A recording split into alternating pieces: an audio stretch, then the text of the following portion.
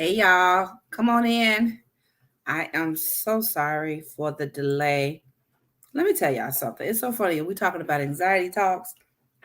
Let me tell you who almost had a little anxiety situation because my internet went out. Um, and it started my whole yeah, my Wi-Fi connection. So I was just like, really, right now? Right now? That's what we're gonna do. We're gonna do this right now. So it's funny. But I just said, you know what? What's the worst that's gonna happen? I refuse to stress about this. I'm gonna just take it one day at a time, and it's gonna be what it's gonna be, right, y'all? So I'm here. How y'all doing? Happy Tuesday? Yes, Tuesday. Yes, it's Tuesday. Feels different. I don't know. I think as we come off a holiday weekend, it always feels a little different. Hey, mom. Um, it always feels a little different. So I don't know exactly why it doesn't feel like a Tuesday. I don't know. But it's terrific Tuesday, right? So we in this piece anyway it goes. Let me know y'all here. I'm actually just uh, sharing, and while I'm sharing, you should share because sharing is caring. And trust me, there's someone that needs to know what you are going to hear today. It's definitely uh, a conversation that I'm grateful to have because I just know that I try to pick things that you don't necessarily think about, um, but you need to know about. Does that make sense? Right? Things that you think you already know. So that's like the biggest key thing that um, helps me to know when is something we really need to dive into. The worst thing in the world is somebody who only knows a few things about something, but they feel like they know everything about it. And so what happens is that you don't feel that you can learn anything else. Therefore, you don't listen to anything. You don't care to educate yourself any further because you're like, oh, I already know that. I already got that. And it's dangerous because while you might know some things, there's always more information. Um, and what you might know might not even be correct. What you might know might be incorrect, incomplete information. And more importantly, we always should be on the goal of trying to further educate ourselves. So, you want to be careful with saying, I already know about that. And again, I'm telling you from my point of view because I've done that, right? I've done I have this, I understand what that is. Therefore, I don't really need that. And I'll tune out because I believe I already know before I even hear it. It's a horrible trait to have. Yeah, you look. I told y'all I'll tell on me before anything because I think that life is about relatability. If we can look at ourselves and say, "Yeah, I've done that," or "Yeah, that I can relate to that," then you can work on you. But if it's always somebody else and it's not you ever, you can't relate on any level. Just just understand it's a dangerous place to be. Some stuff, yeah, okay, you don't know about. It's not something that you really dealt with before. I understand that. But whenever people talk about something, you just can never understand it, and you just oh, not me. It's never happened. Like when I heard someone say, "I've never lied to anyone or told a story," I'm always pretty like I don't want to look at them in their face and say you what I want to say, but I'm always like I actually let's go further. I feel a little bit sorry for them because I feel like they have a little bit of dissociative qualities there. Like they're not really um self-aware. And sometimes I used to be like they know they're telling a story, they just, telling a flat out story. But I think sometimes people are just not self-aware. And honestly, they literally can see everybody else but can't see them. And it becomes a thing of they really do wake up and that's their truth. Even though it's not truthful. I don't think they intend walking around not telling the truth, right? So Today, I'm not sure if you saw what my topic is today. I'm excited. First of all, we're still in the whole series of anxiety talks. Listen, y'all, this is going to be a dope series. You know why? Because 40 million people deal with anxiety on some level, whether it's a disorder or if they deal with having um, extreme bouts of anxiety. And what does that mean? That means that we all can relate to this. That means there should be no one that should look at this and say, oh, I don't need to know anything about it, or I know everything I need to know, because it's not true. It's not true. And I want to make sure that we are getting educated on it the best way possible. Some people might say, "Oh, you beating a dead horse," but I'll say it a different way. It's not beating a dead horse. I guarantee you don't know everything you need to know about it, and the more you are educated, the more you can not only help yourself out, but you can even be of help of someone around you. Even if you don't deal with it regularly, I guarantee you the proximity of a thing, you are around somebody who regularly deals with it. It's just it's a numbers game. You absolutely do. And if you guys are honest, sit back and think about it. You literally can think, and you don't have to think hard about it. Oh, I do know. Oh, that person at work. Oh, my child. Or oh, my spouse has dealt with this. Or oh wow, wow, I just dealt with this last week when this happened. Or wow, I feel like that often. And so when you can recognize it, then you can realize what tools you have in your toolbox that you can use to go forward. So today we're talking about signs of an oncoming anxiety episode. Um, I talked very briefly about some signs or some symptoms that you are very aware of. However, I did not go into deep into anything deep. And for me, again, I want to uncover some not known signs of anxiety. First, I'm going to go with the more common ones, and then I'm going to go with some that are a little bit less known so that we're aware of what's happening, right? Because when you can think of it like that, you can, I don't want to say that you can stop it.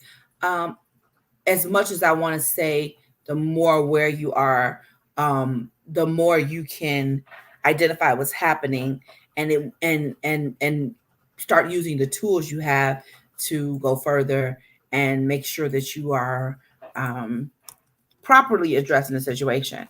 A couple of these things um, that happen um, are, well, they're misdiagnosed. That's what it is, right? And when it's misdiagnosed, you can find yourself in a situation where you're not getting the help you need, and that's the worst feeling ever. To know that you have something going on and no one's really hearing you, you don't have the right help around you, you don't have the right resources. That can be super frustrating, and it can be very much draining, and you can start feeling really hopeless about ever getting any proper treatment or help because you just don't feel like people get it, right? So, um, so here we go.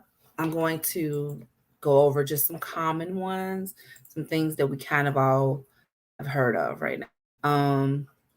One of the top ones for me, and probably one of the scariest ones for me, is increased heart rate or heart palpitations. Like the idea that your chest literally is beating, and it feels like it's beating out of control. It feels like it's increased, and in extreme cases, and I don't even want to say extreme cases, I'm going to say in certain cases, especially anxiety attack, you literally feel like you're having a heart attack. Um, and you know the crazy part about it?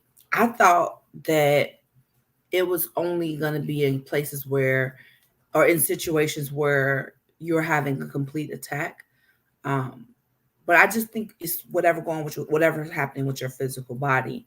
Um, we are all sensitive to different things, and I know, depending on what's going on in my life, the environment or such, um, what's going on with my body, if I'm not feeling, if I'm tired, if I'm extremely stressed, and then some event happens that pushed me over, um, for me, the heartbeat starts, and I literally go into overdrive, and that gets really scary. I'll give you an example. Some, like, remember where I told you guys the simple definition for anxiety is it's a response to stress. It's our body's response to stress. So we all have anxiety to a certain level, and we all, that's natural. The problem is when it's excessive, and the problem is when it stays too long, right?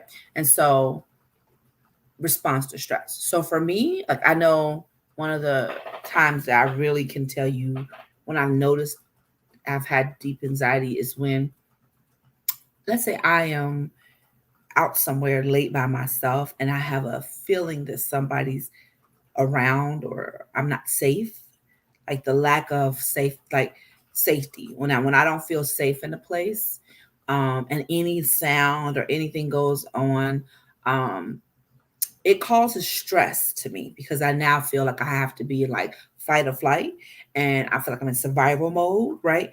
And that's immediately what I feel, right? So that stress happens.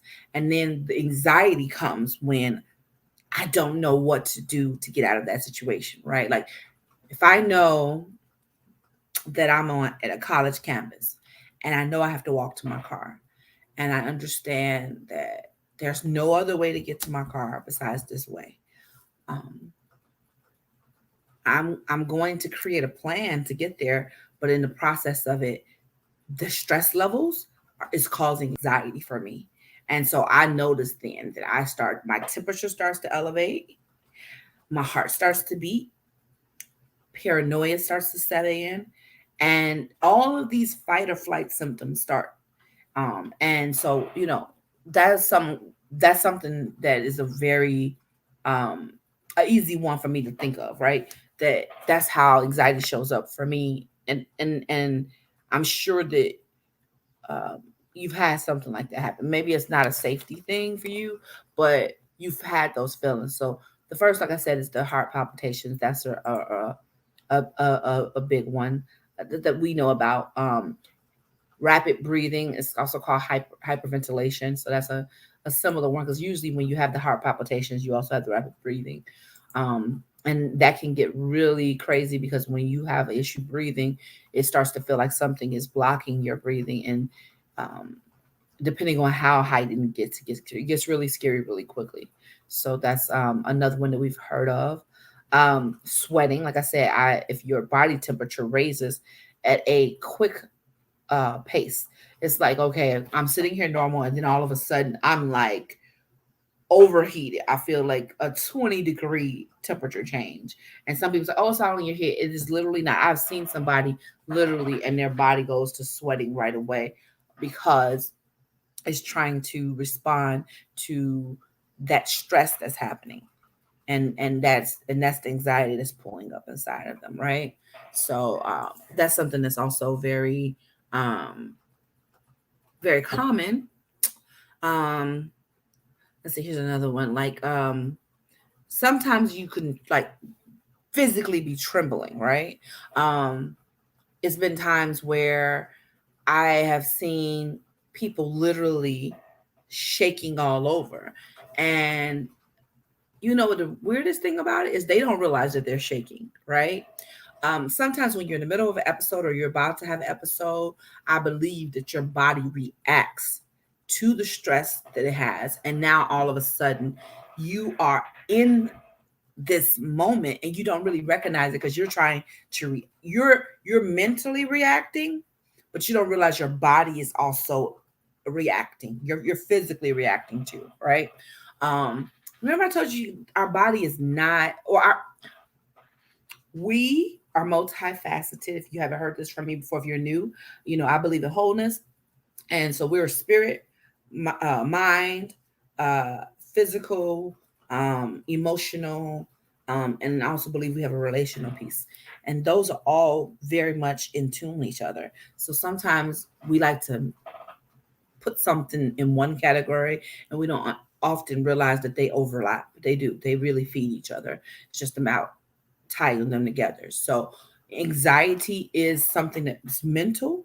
We don't even realize it spills over into the emotional piece. Sometimes you do because you are reacting in that way, but it's not always like that, right? And then most times you don't realize how easy it comes into the physical realm.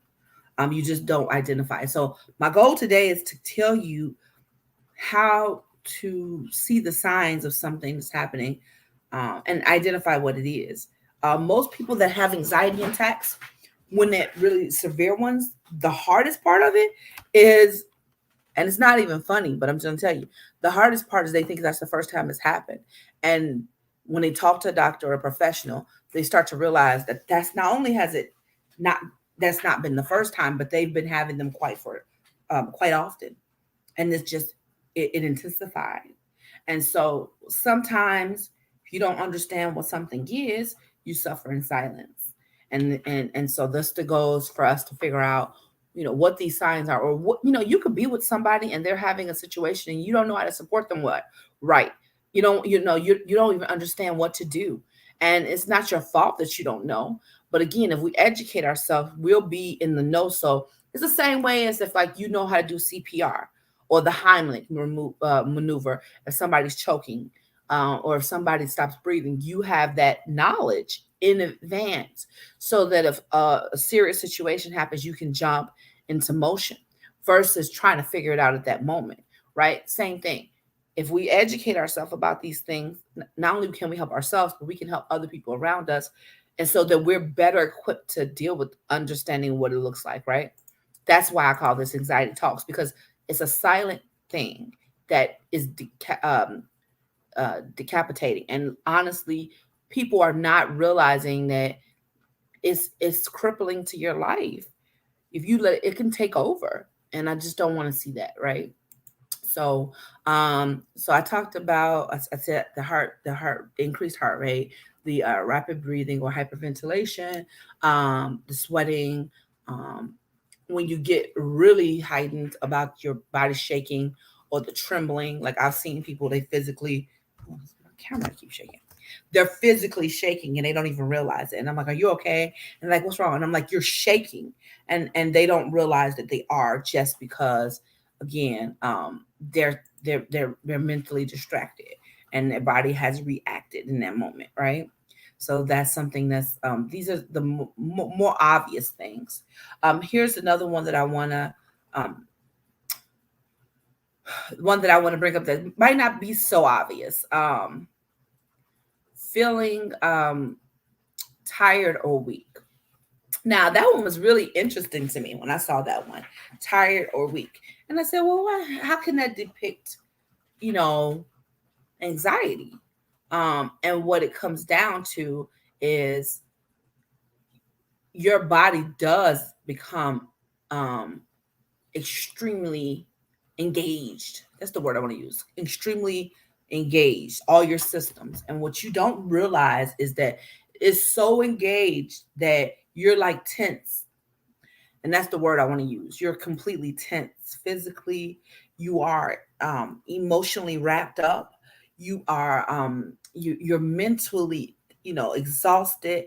And what happens is you don't even realize that you're fully engaged like you do, that you are, especially if it's ongoing. And what happens is you then now experience fatigue because it is literally, um you have the hyperactivity of all your senses, right? um and it will literally be, it'll literally drain you. You'll feel completely drained and don't understand why. And it's so interesting because I remember I was at the hospital one time when I was having some issues with my not feeling good, and I remember they wanted to write it off as because they couldn't find anything wrong with it at the time. They couldn't figure it out, but they were like, it could be an anxiety attack. And I said, well, no, it's not. And I was surprised that they would even say that. But what it was I was explaining to them how exhausted I was. It turned out to be my anemia, or me having anemia, but I did not understand why they went there, and I understand it now. Is because so many people allow it to go unchecked for so long that when it gets really bad and they don't know what it is, they get very scared. And then the only thing they know to do is to go to the emergency room or to the hospital. And so they see oftentimes where people are just under humongous amounts of stress, which creates so much of a hyperactivity or response in your nervous system, in your emotional tract, in your mental, that you are on edge all the time. And like I said, that fight or flight that's setting in, that you're literally like, you're just engaged and you're it's all wrapped up and you don't realize that that's exhausting and um you're not able to use the normal energy, and it's being used by, it's almost like, it's, let me give you a good example of what I want to say. I'm going to give a metaphor here for this, just so we can, and in this case I was going to talk about like chronic anxiety, but like it's almost like, I'm trying to think of it, what I'm trying to use, like, okay, I got it. So like, you know how if you want to, hmm, oh, okay, you want to use a flashlight, and the flashlight when you first turn it on is bright and it has a lot of light. What if somebody, when they used it, when they finish using the flashlight, they don't turn it all the way off and it stays on and it's been on for 10 days, and then when you go use it, now the flashlight is dim, very very dim, and you trying to figure out why I can barely get a light from it. It's because the battery was used and no one was really using it, it was just on, and so it was operating, wearing the battery down, and nobody really knew. Same thing with it's funny, I'm talking about batteries, like, remote control. You're like, why is the remote control not working? Well, you might not know that the kids took your batteries and used it in their toy and put it back in your remote control. And so it's the same idea.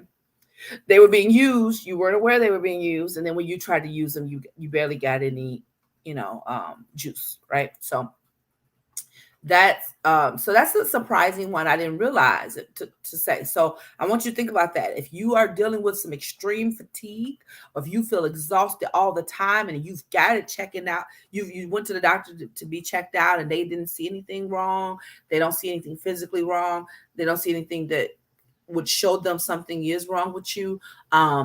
Then I would really rethink it. You might actually be dealing with anxiety, and you might be dealing with GAD, which is generalized anxiety disorder, which just means, a chronic version of it.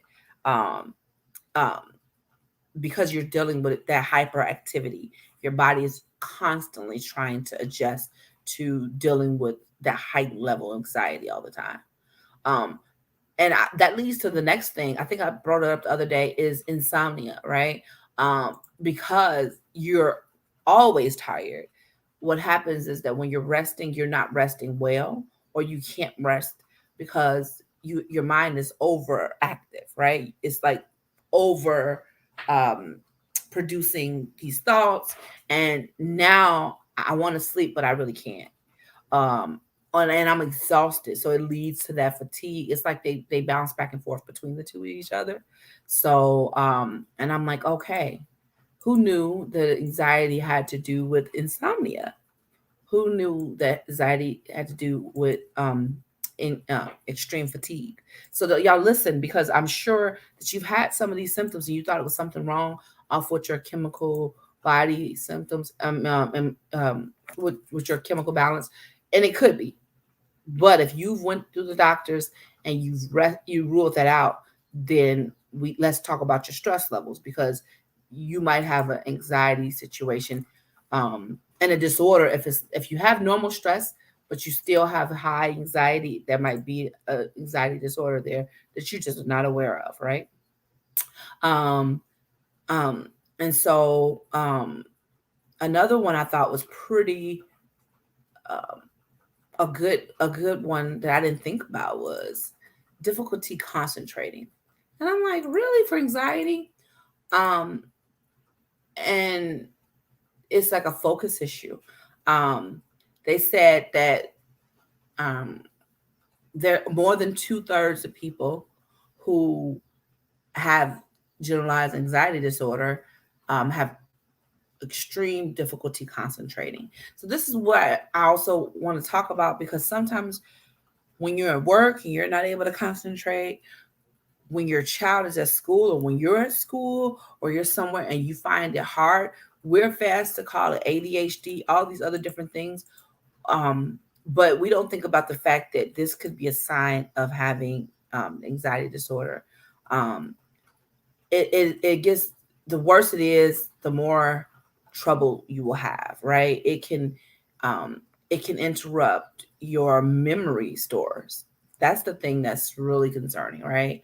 um and that affects your short-term memory. So so if you find yourself like, I'm paying attention, I'm trying to concentrate on something, and you can't retain something that's a short-term memory situation, let's think about the fact that what's going on in your life, or again, after ruling everything out, it's possible that you could be dealing with anxiety, a high level of it. I just thought that was really interesting, right? Because you would never think that has anything to do with anxiety. It just doesn't seem like it's like it matches it. But these are the things you need to know, because you might be dealing with it and not be even aware of it, right?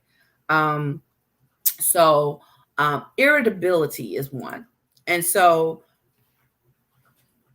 we all have moments of irritability, right? That's just human, right? But when you are irritable and you don't even know why you're irritable, we need to really look into that, right? I'm talking about times when you watch yourself. Like, you ever had that out of body experience and you're watching yourself react to something and you're like, was that really, necessary? Was that called for? And you don't really even know why you're doing it, but you know what's happening, and it's like a train that you can't really stop. Yeah, that's one of the times where you can be like, why am I so irritated? Why am I really irritated there, right? And and I think to understand these signs will help us. And let's be clear, one of these things I'm talking about, no one of them can say that you have anxiety disorder. It's the combination of a few of them. You have more than 3 or 4 of these regularly, now you start to realize, okay, wow, I do deal with insomnia. Wow, I am exhausted most days. Wow, I really do deal with, sometimes having a tight chest, or, oh man, I didn't even realize that I was dealing with, these memory issues. I just thought I wasn't concentrating more enough. I thought I had ADHD or something. And now you realize these things combined can be a sign of having some type of anxiety. Um, um, okay, here's another one. Avoidance of social situations. It's we love the word introvert right now, right? Especially after the pandemic. Um, and the word has been there for much longer than that, but um, everybody can identify with the word extrovert or introvert, or whatever.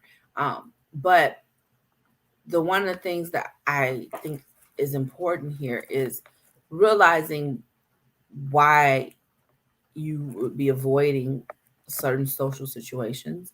And I think this goes a little bit more into the social anxiety disorder. However, just talking about how you feel anxious when social events come up. Like, I know I saw a meme that was super funny. I know we talk about it all the time, where it says, hey, invite me. And then it says, but I'm not coming, but still invite me. Right. And I used to hate that like thing, because I know so many people say, yeah, us introverts, we want to be invited because we don't want to feel left out, but we are absolutely not going. And I used to think it was the craziest thing. I'm like, how do you want me to take my time to invite you somewhere that you're not going to show up to, and then keep inviting you even though you're not going to show up? And they keep trying to explain this thing to me, but I get it a little bit more now, because it's a social anxiety, right? And what happens is that, from my understanding, is that the closer the event comes, there are stressors that are working in the background.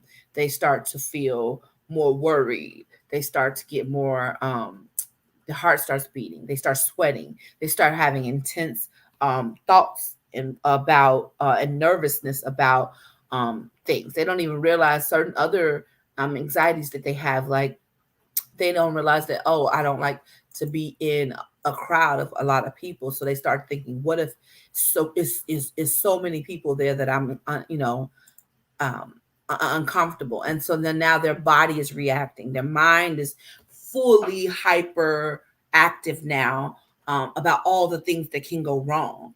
And so now they're literally like juggling every worried thought. Now the closer the event gets, and I didn't realize that. Right, that's something that I had to realize that happens way more often than you think.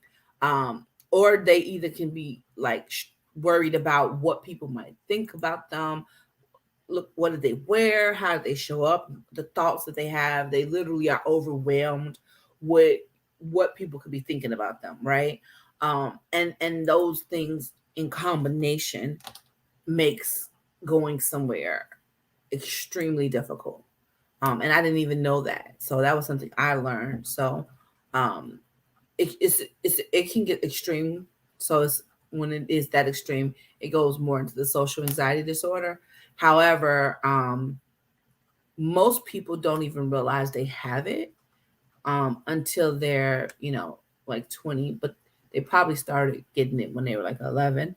And even then, if the more milder cases, I don't think they even go get it checked out. Remember, I told you, even though it's only over 40 million people that suffers with anxiety regularly, only 37% of it goes to get treatment, right?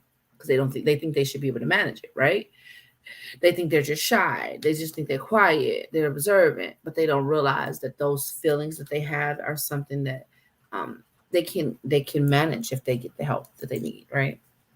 So, um, I definitely want you to think about that. If that's something that you deal with, you might actually be dealing with high anxiety, or anxiety disorder. Um, and unfortunately, we also associate that social anxiety with low self esteem, high self criticism, and depression. Remember, I was telling you guys, anxiety does couple very well with depression.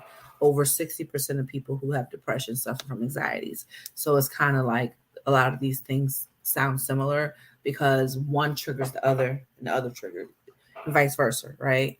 So it's important for you to understand that. So I think I think those are some of the ones that I really wanted to bring up because again, we don't really talk about some of the ones that are um, not as common, right? And I think when you understand how it shows up, when you understand how it shows up, then you can really say, okay, you know what, I do deal with this. I deal with it. And you know what? I really want to manage this better.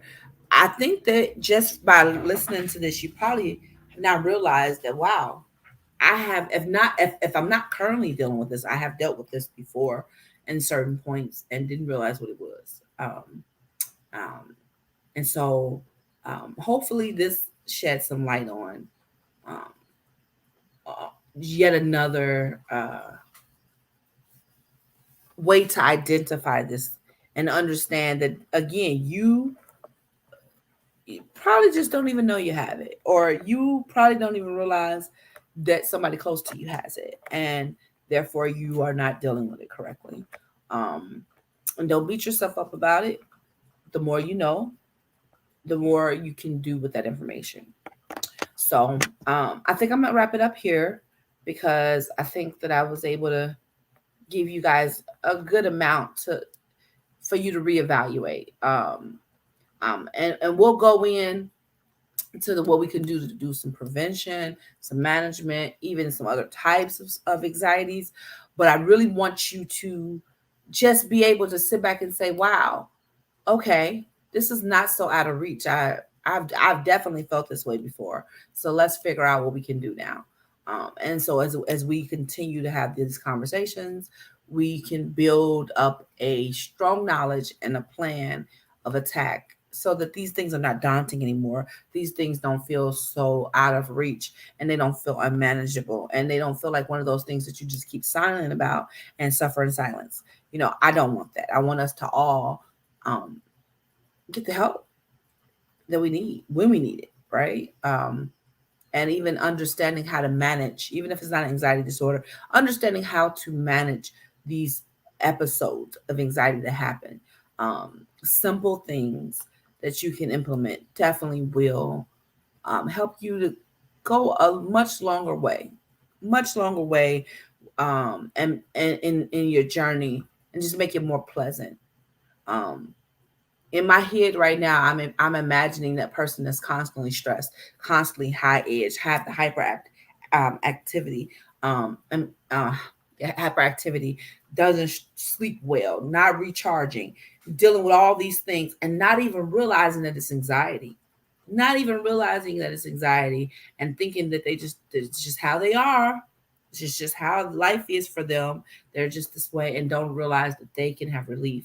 And then when they do start practicing some things to get them some relief, then they'll realize, whoa, wow. And I could just see them breathing deeply and just releasing some of that stress and anxiety from their body, because it does lay in your muscles. That is one of the major things I've noticed, is that if you don't really deal with it, not only is it physical, but it can really get trapped in your body. It really gets trapped in your cells. So we just have to make sure that we're dealing with it, identifying it, so we can release it, and deal with and figure out what treatments or what management ways that are going to help us out. Okay. And listen, it doesn't just happen to adults, it happens to kids too. And so sometimes we're so dismissive of when kids have anxiety. I don't want us to do that. This is important for us to deal with. If you have children, again, they deal with it as well. um, and so I just want us to make sure that we're identifying the signs, so we can figure out if we can help, and to help get somebody that type of assistance that they need. Okay. All right, I hope this was helpful for you guys. I absolutely know, before recently I didn't know any of these things, so it really enlightened me. I'm a geek, but I get super excited when I learn something new, because now I can do more with this and be more helpful, and be able to be more prepared. Preparedness is literally key to me in life, right now. I want to be able to, ignorance is not bliss. Just because you don't know, that's not an excuse, right? And so understanding what we can do to better prepare ourselves, so we don't have as many of these life altering um, moments, is what's going to get us through. Okay. So appreciate you guys coming on. If you're just not coming on, no fret. You can always play the replay. It's on here, so you can go back and listen to it.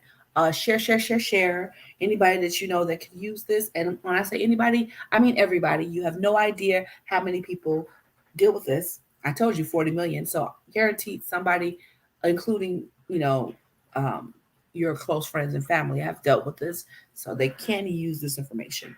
Um, and So I'm gonna get out of here. I will be back Thursday.